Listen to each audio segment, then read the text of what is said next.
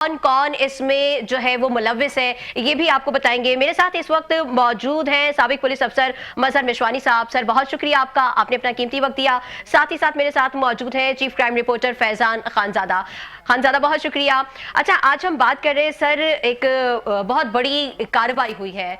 देखिए, हमारे जितने भी इदारे हैं, सिक्योरिटी एजेंसी है हमारी, वो बड़ी चौकन्ना है और हर वक्त दुश्मन की हर चाल से जो है वो बखूबी वाकिफ है। इतनी बड़ी कार्रवाई जो है ये कराची में करने वाले थे। कराची के किन किन एरियाज को ये टारगेट करने वाले थे?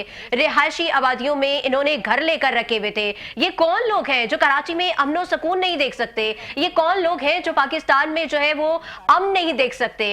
ये बात तो हम भी जानते हैं और हमारे इदारे भी हमें वक्तन फवक्तन, ना सिर्फ हमें बल्कि पूरी दुनिया को बता रहे हैं कि जनाब इसमें BLA मौजूद जो है वो मुलव्विस है। इसमें जो भारतीय प्रॉक्सी है वो डायरेक्टली इन्वॉल्व है।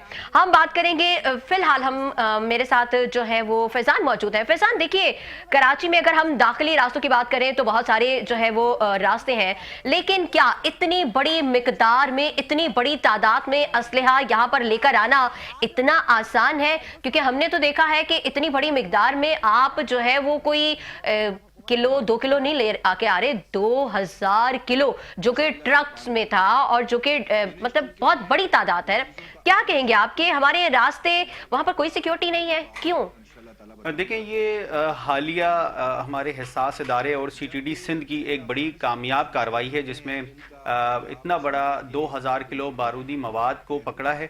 जबकि आज एडिशनल IG CTD और काउंटर टेररिज्म डिपार्टमेंट के DIG ने मुश्तरका हसास इदारों के साथ एक प्रेस कॉन्फ्रेंस की। उसमें यही बताया कि कराची से 35 से 40 किलोमीटर दूर एक रिहायशी मकान ले रखा था। जब CTD ने एक मुलजिम को गिरफ्तार किया, उसकी तफ्तीश के बाद जब छापा मारा तो यहाँ पर काफ़ी मिकदार में, भारी तादाद में जो है वो बारूद मिला है।